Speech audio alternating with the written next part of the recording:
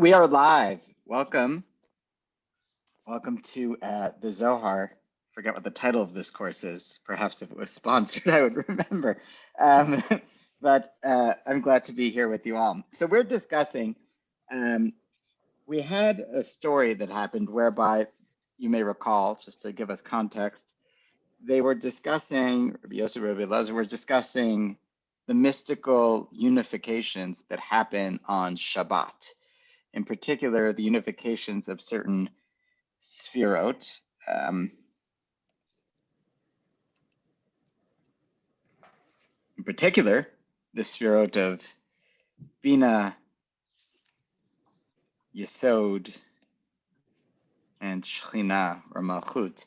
And they were one-upped by a donkey goater eavesdropping on their conversation behind them. After a long discussion about Shabbat itself and whether we have to keep Shabbat for it to be holy or it's inherently holy and what that means and etc., the donkey goater schooled them in a sense. And then we get into this distracting conversation about the donkey goater himself. Why is he goading donkeys if he is so brilliant? And that's where we are. Rabbi Converse coming in. Why is the donkey goater, what's his status? So we discussed his poverty last time, that the word kis for wallet or the Aramaic equivalent, the letters wouldn't depart from the throne, the kaf from the kisei kavod and etc. And so he was impoverished in this way. Give a mystical answer with a teaching about letters, which began to hint to us the identity of the donkey goater was one Rav Hamnuna Saba, or someone related to him. Rav Hamnuna Saba, as you may recall from the prior midrashic material, the Alpha Beta de Rabbi Akiva, the audition of the letters and the ballet of the Zohar, it was a master worker of interpreting letters. So that's where we stand. Okay, so we move on in the text.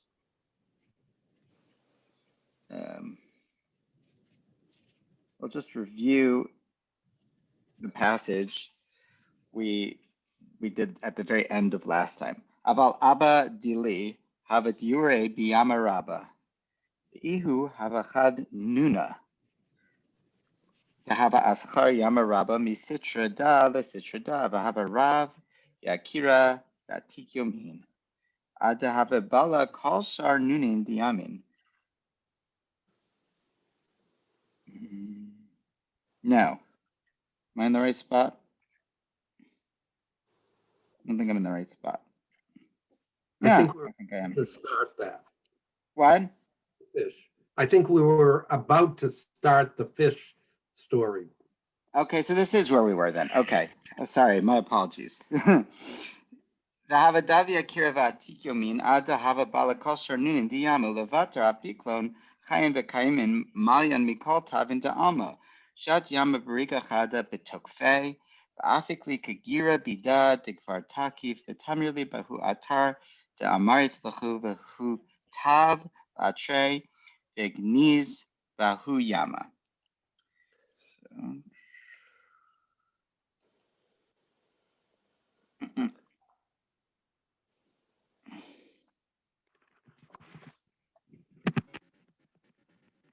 Okay. So that asked him, all of this was in response to a question. Tell us who you are. And he said, I don't want to tell you my father's name, as you may recall, because if I told you my father's name, I would be bragging. If I told you about my glorious lineage, I would be boasting, and I'm humble. But this is what I can tell you. I think there's a humor in the Zohar that's pretty transparent, but maybe I'm just a modern person. Okay, so but my father's dwelling was in the great ocean. He was a Nuna, a fish, note the pun. Yes, Nuna is also the name of a children's car seat and stroller brand, for whatever that is worth. He was a fish circumnavigating the vast ocean from one end to the other, so grand and splendid, Atik Yomin, ancient of days, he would swallow all the other fish in the ocean and then spew them out alive thriving, filled with all goodness of the world. So strong, he could swim the ocean in a moment. He shot me out like an arrow from the hand of a mighty warrior, secreting me in that sight I described. Then he returned to his sight, disappearing into the ocean. So, one thing, there is maybe something to say about the use of a fish symbol as a kind of messianic figure, not just in the Christian tradition, but perhaps as seen here and in other places in Jewish mystical traditions and early ones in particular, I think. There are academic articles on this, and I believe Daniel Matt cites some of the leading ones in his footnotes at some point in this whole thing. We can, if anyone's interested in really exploring the fish, you can do that. But the basic idea here is we have this fish that swallows, so it could do a few things. It swallows all the other fish and spits them out whole, but not just whole. By spitting them out, they're like better, they're more alive. So it takes these weak fish and it swallows them and eats them and imbues them with life. So this is actually a description of the Sphira of Yesod. And of course, Yesod, this is a link between the teaching he actually taught on Shabbat. If you're trying to follow the narrative flow of the Zohar, his teaching was about Shabbat and of representing gathering all of the spiritual energy and manifesting it fully and ideally, as opposed to in a broken way, in our world, the world occurring in the sphere of Malchut. And so here with Yesod, you can imagine, right, they're not working from the chart, they're working with an image. This fish swallows the other fish. So this sphira, as it were, takes the energy from the other sphirot and ingests it. That's the metaphor. And spits it out alive. Alive here is brings it into the world, into being, right, with a sense of vitality. This is Yesod in the form of Chei HaOlamim, the life giver of the worlds. That's the appellation that could be used to describe this fish. So that's what's going on in this passage. If you're trying to talk about what's really going on, the fish represents the collection of divine energy. And of course, the sea that the fish are swimming in this metaphor, represents the heavenly world. And so the fish is able to swim from one end of the sea to the other almost in a second, means that this fish is able to gather all of the energy, right? So you can picture this fish, it's swimming in the ocean and eating all the other fish, but it's doing it at infinite speeds. So the fish is just swimming around everywhere, eating everything. Just a quick thought. I think there may be a reference here to an astrological reference to Pisces. Okay, say more. I was wondering about that. Is the heavenly fish, which at that time initiates springtime, because it's the symbol in which the spring equinox occurs for the first day. Okay, so query, is this a description of spring, the renewal of life by the hand of the heavenly fish? Which is connected, I think, to why it's a messianic symbol, why Pisces is used as a messianic symbol. So right, is the fish not just a messianic symbol, is it an astrological symbol? Duly noted. So the fish is swimming everywhere, right? In other words, it's collecting all of the energy. And you can see that by the fact that all roads lead to Yesod in this version of the sphere, right? Everything channels that way. Okay, a couple of other things. When the fish spits out the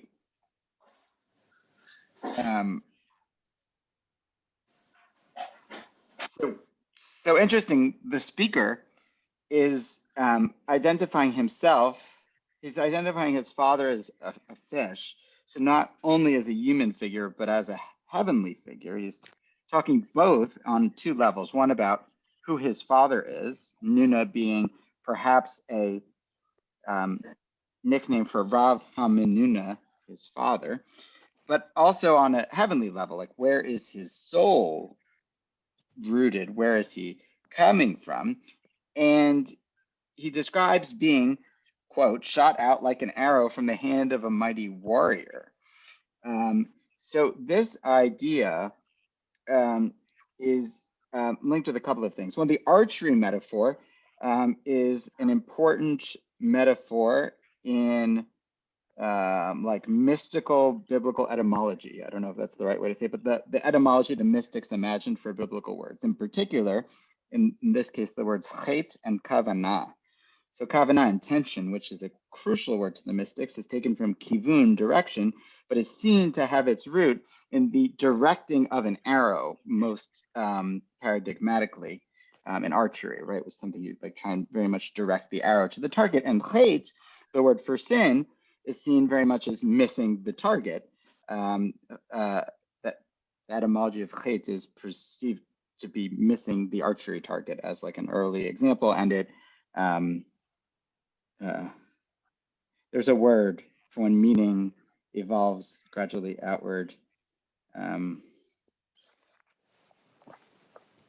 any event, you get the idea. It means one small thing and then that meaning becomes broader. So mystics often talk about in the Kabbalistic tradition that thing. And so here the archery metaphor rears its quiver, and it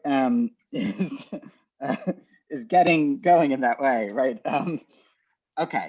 Another thing is that the way in which the metaphor is being employed is in terms of sin and righteousness, which is the very content of the sphere of Yesod. Yesod is also known as tzaddik, the righteous person. It's also known as the covenant. And that's because the access to God's divine energy is seen as unlocked or present or hidden or accessible within the covenant. Namely, the ability to observe the covenant isn't just something you're morally bound to do. It unlocks spiritual energy that's latent within it, right? And so it's a reference to the bris as well. Right? That's my next point. Yes. Coming out straight like an arrow and a fish that swims is seen clearly as a reference to a penis. It's seen clearly as a reference to semen, and causing life. Right, that idea is for sure part of what's going on here. I've noted earlier, but I'll note again that there are three types of ancient views and cultures about procreation. More than three. There's the view that it's the men that have all of the genetic is not the right word because they didn't know about DNA, but all of the genetic spiritual content, and the women are just receivers of that. That certainly is the Kabbalistic way in which things are talked about. Shekhinah, the feminine version here, is described repeatedly as something that only receives but doesn't give. And here you see that idea on the male side of it.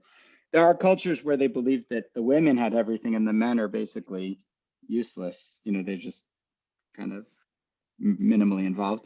And then there are cultures that believed that it was neither. Actually, there are such cultures. We can discuss that. In fact, the truth is the non-existent view of both, the DNA view. Okay, so when the idea of shooting out like an arrow, there's certainly an image here. And of course, that righteousness is seen primarily in the observance of sexual morality, not just observance of the covenant generally, but perhaps in heightened emphasis on sexual morality as being the ultimate, and Joseph being the embodiment of that in his ability to refuse the temptations of the wife of Potiphar.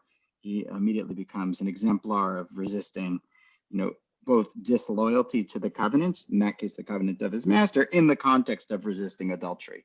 So I think the myth of the Virgin Mary plays on that as well, is the feminine influence that receives divine influence and then gives birth in the world to divine influence. Okay. It's sort of very Malchus. So now we've done both astrology and early Christianity as we talk about the fish. So that's where we are. So his basic answer is, look, my father is Yesod, but Yesod is Rav Hamnuna Sava, the great the great teacher. Now, in real life, in the Talmud, Rav Hamnuna Sava is a student of Rabbi Shimon Bar Yochai. But in a lot of the Kabbalistic literature, Rav Hamnuna Sava is a teacher of Rabbi Shimon Bar Yochai. And so he's sort of revered as the teacher of the teacher, the old master of the greats. You know, he's like the prequel. And so to claim lineage from Rav Hamnuna Sava is about as illustrious as it could be. Yeah. By the way, Peter, before you're done, we'll be weaving in references to Freud as well today. At least that was my intention, to bring an outer wisdom. I live in the ancient pre-Freud world. Anything after the Bronze Age is sort of outside. Okay. What I understand. So we get this. That's all that is going on. Okay. So back to the text when they realize who he is. Ashkach Rabbi Elazar b'miloi Amar le Antu brei de Butina Kadisha Antu brei de Rav Hamnuna Sava Antu brei de Nehiru de Oraita Vant Ta'ina Batran Vachu Kechada Unishakuhu Va'azlu Amru le Inicha Kamei Me'arana Le'oda Lan Shemei.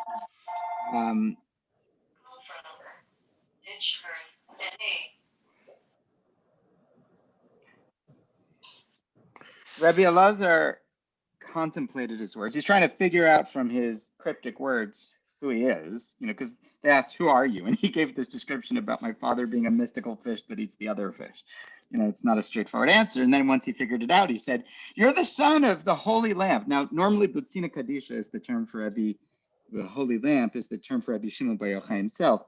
But here, the term is applied to his kind of mentor and teacher, Rav Hamnuna Sava. You are the son of Rav Hamnuna Sava, son of the radiance of Torah.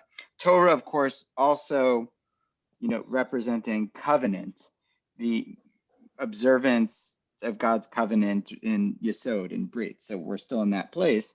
And you are goading donkeys behind us. So wait, you're this guy and you're a donkey goader. They both wept together, kissed him, and went on. They said to him, "If it pleases our master, let him reveal his name to us."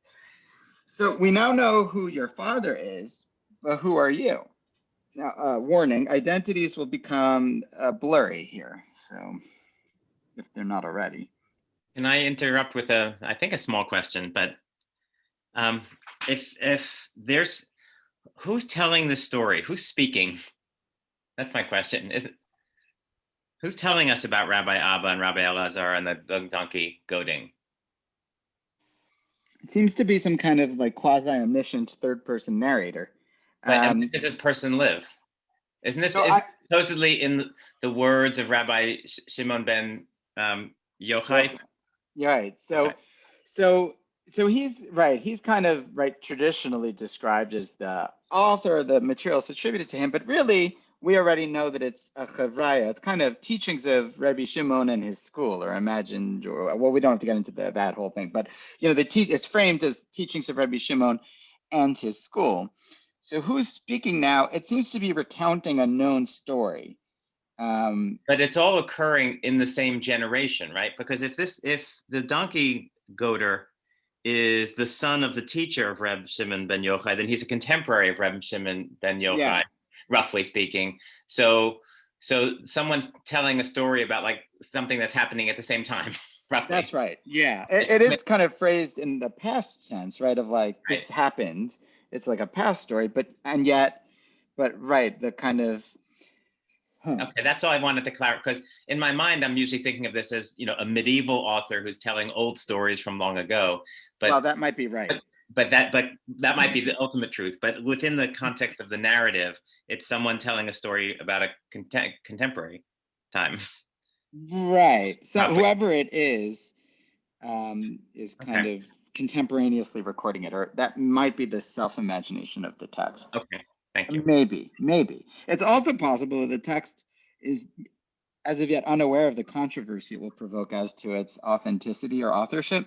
And so it's in fact telling a story cast in a medieval Spanish present about something that happened in Talmudic Israel. That's also possible. Okay. You know what I'm saying? I don't Mhm. know. Yeah. Yeah. I'll defer to the bigger grades who debate and discuss whether the assumed antiquity or not of the stories and the distance of the stories in relation to the narrator is evidence of its, the date of any particular passage. That is one of the things that some of the scholars discuss. Like, how distant does the narrator presume the stories are from it? Yeah. Okay. Okay. So tell us your name. Tachva Amar. It quotes a pasuk, which probably we're going to open up. Benayahu ben Yehoyada. Haikra ok mua v'shapir ihu. Aval haikra lachza razini line deraitahu da'ata. Benayahu ben Yehoyada raza dechachmet ka'ata milas tima ihu ushma garim ben ishchai. That's Sadiq Chayalman. Okay.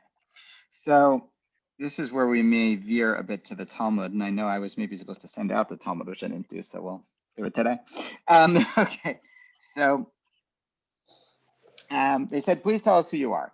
So he began by quoting this verse, Benayahu ben Yehoyada. So we'll discuss Benayahu's, people know who Benayahu is? Someone in the David court. Yeah, some of the David story. So he is a general of, okay, great. This is the brilliance of do you have Safari? What am I screen sharing with you? I'll screen share this. Okay. Okay. Here we are.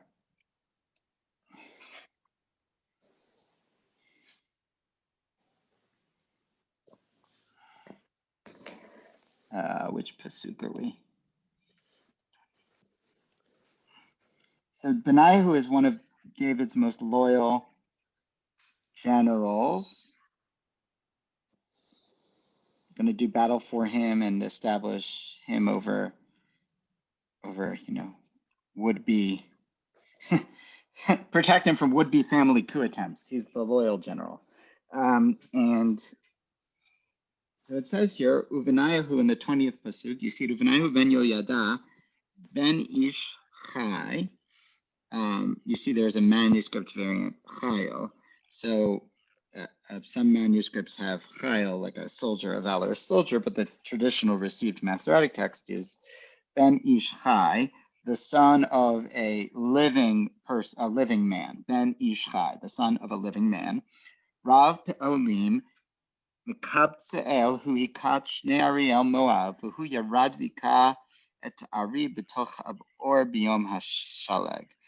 So Benayahu, the son of Yehoyada, from Kabzeel, was here they translate it as a brave soldier in the Sfire translation, going after the manuscript variant of Chayil. But we are going to be working with the literal translation of the son of a living person, Ben Ish Chai, not Chayil, who performed Rav Pe'alim. He was great deeded. He did great deeds. What, for example, e.g., he killed the two sons of Ariel of Moab. Once, on a snowy day, he went down into a pit and killed a lion. So we have this interesting verse, which itself is cryptic and begs for explanation. I'm just going to read the next verse because the Zohar is going to work with two of them after it gets done with this. Vehuikat ish mitzri. Yeah, I don't know. Ish mareh uviada mitzri chanit ve'ered elav b'shavet ve'exot hachanit miad mitzri ve'argehu b'chanito. He also killed an Egyptian, a huge man. Discuss that. The Egyptian had a spear in his hand, yet Benayahu went down against him with a club, wrenched the spear out of the Egyptian's hand, and killed him with his own spear.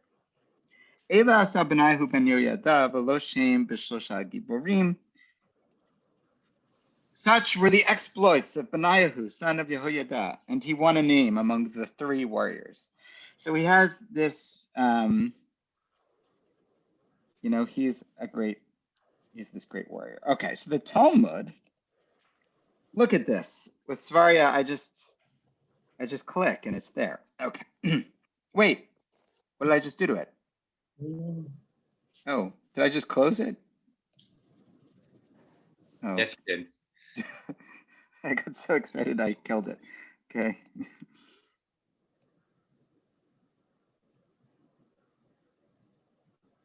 Now, the reason we're quoting the Talmud here, the Talmud often is involved, is because the Zohar references that. So I just want to establish that first so you understand, and then we'll come back.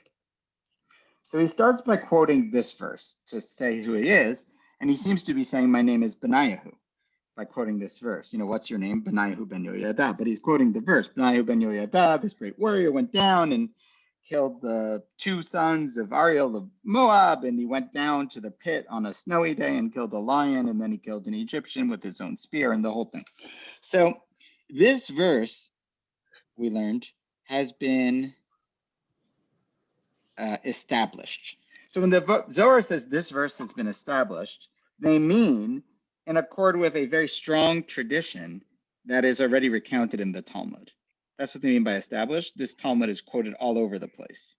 It's quoted a lot. So that's the sense. So I just wanted to, so all of this that we're doing in the Talmud is really to understand the word established. The Zohar is going to move on from the established tradition and expand, but I thought it would be worth having the background, even though it's a slight diversion.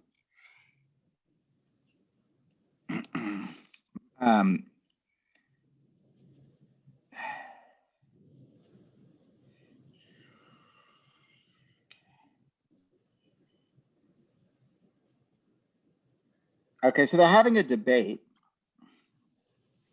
about whether the people who are dead really know, it's a famous debate, what's going on or not. The conclusion to this Talmudic debate eventually is something like, well, the dead know what's going on in relation to their affairs. So for things that they had started or were involved with in their life, they kind of know what's going on, but for other things not. So they have that's the way the Talmud kind of concludes it. But by the by, they deal with this. Okay. It says, Uvenayu ben Yoyada ben Ishchai Rav Pa'alim, they quote this verse. So the Talmud says, Ben Ishchai, are you seeing the Talmud? Yeah. Atu kule alma b'nei metininu ela ben Ishchai, shafilu b'mitato karoi chai.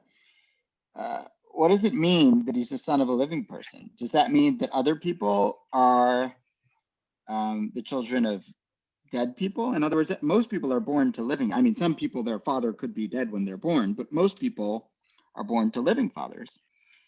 So it says, no, rather, it means even in his death, he's called living. Ben Ish Chai, like living forever. Rab Pe'alim Mekabseel, he was great deeded from the town of Kabseel. Shriba v'kibates po'alim la Torah. They translate that as he had done and gathered pe'alim. Don't read pe'alim like great actions, but rather po'alim, workers for the Torah. What are workers for the Torah? Students of the Torah, namely. He was a teacher of many students. Rav Pe'alim, Rav Po'alim, I think. Hui-kat Shnei Ariel Moab, and he killed the two sons of Ariel of Moab. Shelo iniach kemoto lo b'mikdash rishon v'lo b'mikdash sheni. No one was like him. So Ariel, Binyan Ariel, the building of Ariel. Ariel sort of referring to the lion or this, and she can also kind of be a reference to Israel or to the temple. So it's saying when he struck down the two Ariels of Moab, that kind of thing, no one was his equal, not during the first temple and not during the second temple. We're not done. He descended and slew a lion in the snowy pit on the bad thing. Amri. Some say to Tabar Gzize Devarzav and Unachatsu Tvali Amri to Tana Sifra Devera Bioma de Sitva. Right. So some say that it means that he broke blocks of hail and descended and immersed himself into a mikveh to become pure, even on a snow. In other words, his great strength is that he went into an ice mikveh, the polar purity plunge, we'll call it. And others say, no, the Tana Sifra Devera Biyoma Desitva, that he learned the Sifra. The Sifra is dealing with the Midrash Halacha of Vayikra, Torat Kohanim. So this is the early Midrashic literature dealing with the purity laws. So not that literally he went into, all of it involves purity, but it's a bit of what kind of purity. Did he actually go to a mikveh or on a snowy day, which is deeply uncomfortable? Or did he do something perhaps more uncomfortable? Immerse himself in Torat Kohanim. Because for anyone who's tried to study the rabbinic corpus surrounding the laws of purity, Tuma and Tara and Hechsher Tuma and Rishon L'Tuma, Shein L'Tuma, Taros are very complicated and technical, and the teachings are, they hurt the brain for many of us. So, but here the Talmud is referring to the difficulty in studying them by saying, no, he studied the really difficult laws related to purity on a cold winter day before, indoor heating. In other words, he picked a day when other people bundle up to try and immerse in the most difficult things. So these are the legends, the Talmudic legends of Benayahu, Ben Yoyada. Okay. Worth noting that in the modern context, yes, the Ben Ish Chai, whose name, escapes me at the moment. Anyone? The Ben Ish Chai, the great commentator. Look it up so I quote it accurately. The Ben Ish Chai is the most important Sephardic. Yes, Yosef Chaim, Baghdadi, of Baghdad. Born Baghdad, 1835, died 1909, according to Wikipedia. Wrote the most important Sephardic popular halachic companion each week on the Torah in many Sephardic synagogues, and it's arranged by Parsha and calendar. The Parsha comes with a compilation of laws you're supposed to learn, Mishnayot, Halachot, etc., legendary material, ethical material, other things that are related in the book Ben Ish Chai, and it's learned sometimes even ritually in synagogues of the Eidot HaMizrach, of the Eastern communities. He wrote a book on the Gemara, commenting on the Agadata, known as Benayahu Ben Yoyada. So he picked both of these names, Ben Ish Chai and Benayahu Ben Yoyada, as the names for his books. Just throwing that out there, that it's based on this whole idea, and perhaps traditions that he was a reincarnation of the figure himself, or at least in a more natural sense that they may have spoken to him. Okay. So all of that was to say what is established. Yeah, so we all get on the established teaching about Benayahu that is already kind of that is assumed in evidence. So that's what they mean. This verse has been established. It's cryptic, but we already explained it, which is fine. But this verse alludes to supernal mysteries of Torah. There are deeper things there. Benayahu, son of Yoyada, appears on behalf of a mystery of wisdom, of Chachmat, a concealed word, and the name prevails. The name prevails. Now here, I think, though, when it says the name prevails, so Benayahu wins, like he's a warrior who wins. Yes, that's what he does. When he says the name prevails, I believe what he's saying is the name continues on alive, right? In other words, he's karoi chai afilu b'mitato. He's called living even in his death. So I think he is playing on the Talmudic teaching, not just alluding or noting that it exists, to say, and how is he alive even in his death, pray tell? And the answer is in me, a reincarnation. So I do believe this is probably the first case of subtly hinted, but not that subtly, Zoharic reincarnation that's occurring. Wait, who's being reincarnated? Benayahu is the reincarnation of his. He is being Then- reincarnated in the form of the son of Rav Hamnuna Sava. Oh, got it. I see. And who's being called the son of the living man? Benayahu is. Right. Ben So that Ishtai. but that's what made me think it's his father who's the one who gets reincarnated, because his father is called living even in death, right? If he's son of a living man, then his father is the living man, even though the father is dead. So Benayahu is the reincarnation of his father, but it's connecting upwards to the donkey driver, is what you're saying. Yeah, I think that's what's going on, I think. Okay.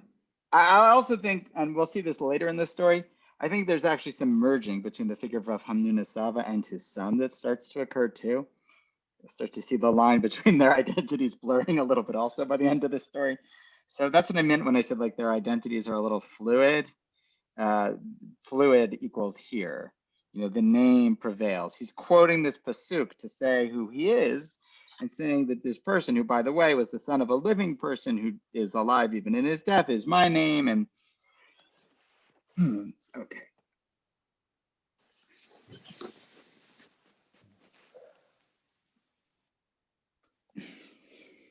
So recall, there are even places where the names are reversed. Yehoyada, the son of Benayahu. We can discuss that. Okay.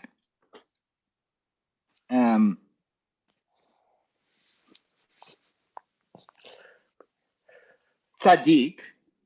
What does it mean, son of a living man? Tzaddik. Back to our thing, the righteous one, which is Yesod, vitality of the world, Che'almin or Che'olamin, the one that gives life, that eats all of the fish and spits them out, that shoots them like a warrior. Vitality of the worlds. Now, there is something to say about this. All the commentators pick up on this, so I'm going to say it. The word Benayahu, if you will look at it in this way. And this is one of those teachings in the Zohar that's famous. I don't know any other way to say it. Like Benayahu is a very important figure, and this is the teaching. So he's an important mystical figure. It's why the Ben Ish Chai Yosef Chaim of Baghdadi chose the name. He was a great mystic, and this is the key story about it. So if you're wondering like what's this mystic lore, this is it. So Benayahu, draw here, is Ben.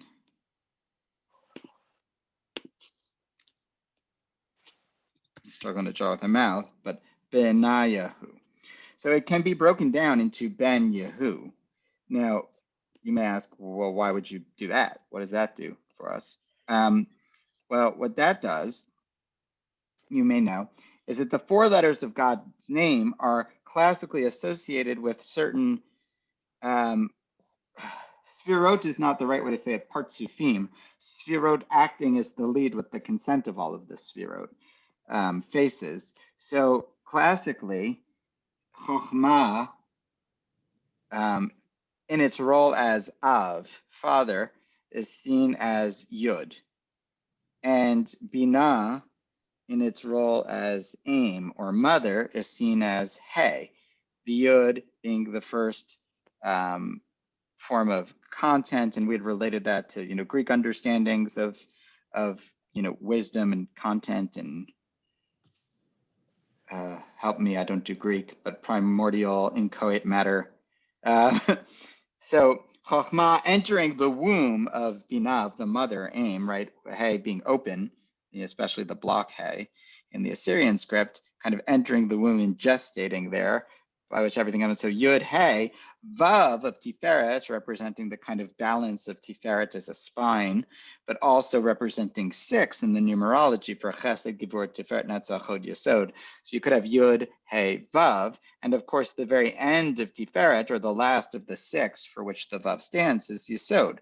So Yud, Hey, Vav kind of brings you to here, this being kind of the bottom of a Vav, if you were drawing it on our chart or intersposing it.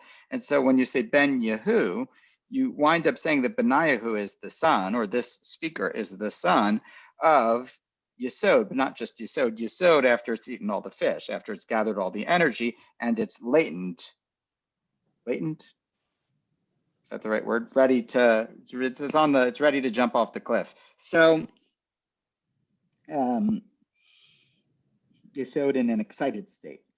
So Benayahu, it's not just a name, it's a way mystically of framing his identity in relation to his father rooted in Yesod, as he explained in the prior teaching. Does that make sense? Sort of. But what doesn't make sense? I mean, none of it makes sense on some level, but all right. But Yeah. That's what I said, sort of, yeah. These beautiful descriptions that he's giving, both in the the paragraph right above this, the fish one, and now this one, are also these descriptions of the whole Sphirot system, right? That's what we're getting at here, connections. But that's very general. Like, how does that make him the particular person that he's referring to the general cosmic structure of God and the universe? What does that have to do with his personal identity? That's what's not clear to me. Couldn't we all say these things where we're just describing these incredible relationships between the Sphirot? What does that have to do with me? Yeah, so we live in the broken world. Good question. We are broken people. We are sinners. Yes. We have sinned. And so we couldn't make the claim. We could make the claim that we represent, we aspire to be these people, but we can't claim pure righteousness as an identity, but his father can. So that's part of the grandeur of this claim. Like, my father wasn't just aspiring to be purely righteous, and I'm the son of purely righteous.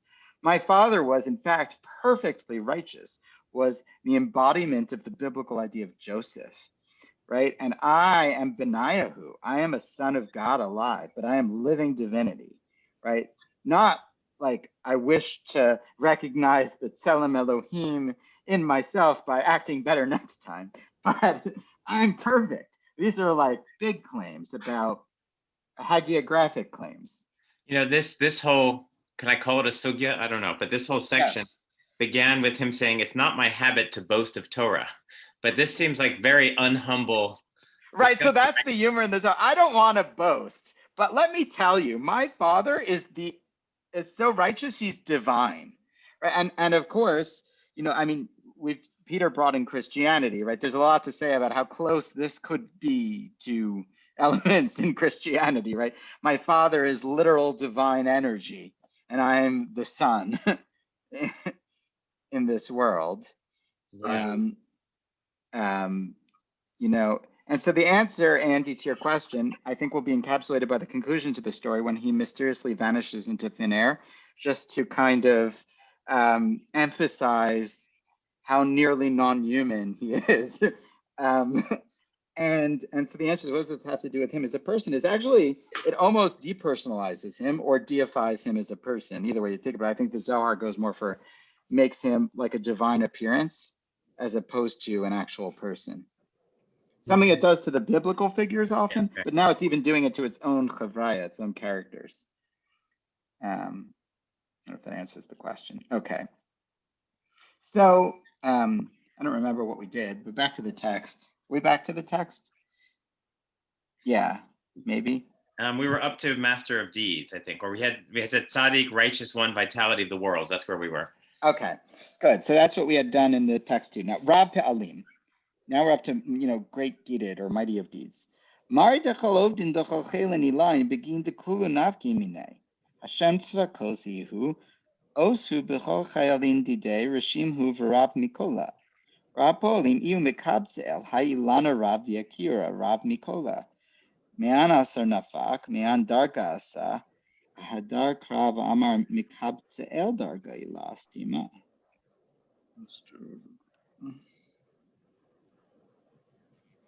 We'll just read a little more. The ayin lo rasa, darga de kolabe. Ochanesh begave migo nahora ila umine nafi kola. V'yu hechala kadisha stima dechol dargin kanishinu stimin begave. V'guva da'ai hechala kayamin kol almin v'chochelin kadishu mine itizan v'kaime al kiyumeim. So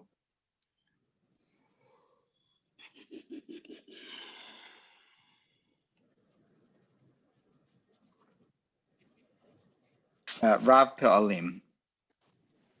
master of deeds, master of all action.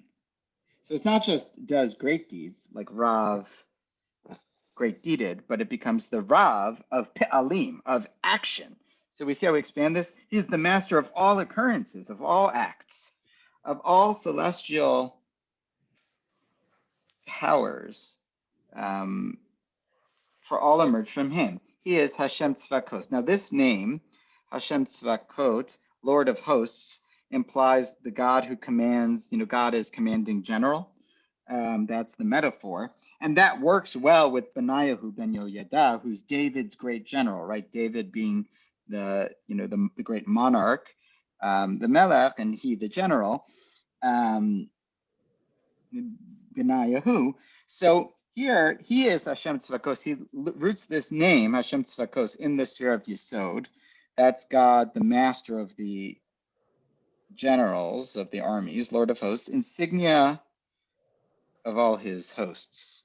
Let's read the mat on that. Okay. Distinguished and supreme, he is called master of deeds. So we basically just make a little drasha. We expand Rab Pe'alim, he's did great deeds, to he's the master of all deeds. In other words, because all things that happen or emerge come from Yesod, right? Everything that happens in reality flows from there. So where is he from? He's from Kav Se'el, this grand and dignified tree, supreme of all. From which site did it emerge? From which rung did it come? Now, the tree, not unlike the tower. You may remember we had the tower metaphor last week. So a tree, again, we're back at Binah. Now, the tree of life as a theme is a common one, both from Proverbs, it's Chaim, but in the Kabbalah, the tree of life in the garden becomes the symbol of this. And this is called the Ilana Kadosh, the holy tree, the tree of the Eitz HaChaim. So much so that becomes the name of Rav Chaim Vital's book, the great student of the Ari. It's Pri Eitz Chaim, the fruit of the tree of life. So here, the top of the tree is kind of Binah, as it were, yeah? This holy tree, because you can see out everywhere from it, right? It gives a vantage point of understanding and perspective. Okay. Verse goes on to say, so where did he come from? Kav Se'el, a high concealed rung that no eye has seen. We've had this now already 2 times. Ayin lo ra'ata Elohim zulatecha, but no eye has seen it. This describes Binah, a place of infinite divine understanding. This is the place where humanity and divinity can begin to touch at the very highest level. Through our finite understanding, we can begin to approximate the fail to reach God's understanding, but there's a almost Maimonidean in this sense, meeting in that endeavor, right? Obviously 2 totally different systems, but the concepts begin to, I think that the Kabbalistic concept of Binah, this is just a side comment, and the Maimonidean idea of the active intellect, the Seichel HaPoel, and the way in which Lubavitchers and Chabadniks and other people want to say that Maimonides and Kabbalists are really so close, even though they're really not. But to the extent that there's a great similarity, this is one of the themes that might be most similar, the notion of meeting and understanding and in depth of understanding. They probably diverge greatly within that idea, but still. So I'm just throwing that out there as an observation for smarter people than I on this call to consider. So can I interrupt with a question again? In the yes. previous paragraph, I thought we were identifying Benayahu with Yesod ultimately, right? Like that, the place where these things are gathered. And or the son of Yesod. Oh, he's the son of Yesod. Yeah. But now he's now from Kaptzel. Yeah. So now it looks like we're putting him in Bina, as opposed to from Yesod. So no, he's still from Yesod. Or is it the way of saying that Yesod is from Bina? Is that a way of saying it? That's right. So what we're doing here is we're actually doing, you may remember that his teaching, you might recall, was about how there was the square within a circle. You remember this teaching? And about Im Shabbat Tishmoru, that there's Shamor v'Zachor. And so Shamor and Zachor is Yesod, Shamor is Malchut, Ani Hashem, etc. But then there's also Bina, There's kind of 3 parts of Shabbat in that pasuk. So he's describing here, even in his name, how he may be a son of Yesod, but the ultimate source of all of this energy is in Binah, right? And so it's describing Yesod as animated by Binah. So it's unifying, even in his life story, his life is unification of the Sefirot. That's what he's saying. So this is a kind of yichud, a unification. So he's still in Yesod, but he's from Kaf Tza'el. That's the energy, all the energy that is in Yesod is ultimately originally from Binah, and it emanates and it reconverges. Yes, if you were like highlighting this, you could actually highlight everything from Binah to Yesod as an answer to that question of like, where am I from? I'm from all this. That's where I'm from. But it's giving a literary description of that. Now, this Kav Tze'el, a rung containing, you remember Binah also we described as a palace with the key, magic key. Well, only the key knows the entrance. A key that only the key knows where the keyhole is, an invisible entrance that emerges from within itself. The key enters itself to enter Binah. So this concealed nature of Binah is a secret palace. I always think of Zelda for some reason whenever this occurs. I don't know why. So the video game from when I was a child. So a rung containing all gathered in from upper light. So it's playing on Kav Tze'el, from kibbutz, from gathering. So this notion that the this Binah, this Darga, this level, gathers in all of the upper light, right? Binah gathers in the light from Chokhmah and from Keter, and from which all emerges, but everything really comes from Binah. So in other words, it gathers in light, which is essentially inaccessible to us, and we know it from Binah. It is the holy hidden palace in which all rungs are gathered. Everything is gathered there and concealed. In the trunk of this tree, all worlds exist. From it, all holy powers are nourished and deployed. I think that's a fair amount of content for today. I have a general question. Sorry. Yeah, no, that's good. Can I pop in? Sure. I'm wondering, do you know of a good source or resource that would just give a sort of summarized overview of the Sefirot? Because what happens, with these little fragments that we get week from week, you say these things that sort of make sense about Bina and Yesod, but it almost feels a little bit like you can say anything about any of the Sefirot, right? Like I don't have a good sense yet of like, what's the identity of the key identity of each of those, how they fit with the others. So is there some source that you're aware of that we could go to that at least give us like a framework or a backbone that would help each time you draw these connections? There are several. Could I make a suggestion on it? Sure, Peter. Could I make a suggestion? Harold Bloom's Kabbalah and Criticism, although it's quirky because it involves a lot with poetic criticism and so forth, is really great at that, going through the various Sefirot and indicating how he thinks they implicate each other. Okay. From Yale, the literary critic from Yale. Yeah. Yes. No. So others, okay. I'll give you from all different parts of the thing. So one of the best from a Kabbalist themselves, an early Kabbalist, is Sha'arei Orah by Joseph Chikatilo, the Spanish Kabbalist. How would you spell that? Gikatilla.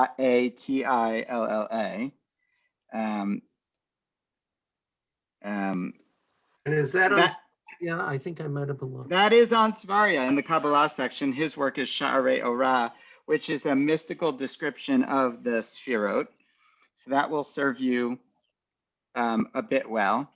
Another good resource is, I think maybe an anonymous work called Bior Eser Sefirot, the explanation of the 10 Sefirot, also available on Svaria. I believe, I don't know who wrote it, but I believe it's an anonymous Kabbalistic work designed for, would-be students of Kabbalah who are getting involved in it.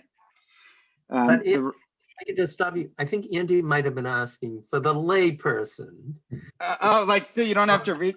Art Green's, a secondary source that brings this all Art together. Green's book, the green one, which is his green book. Oh, yeah, a Kabbalah for tomorrow. An Kabbalah for tomorrow. That's a really good baby version.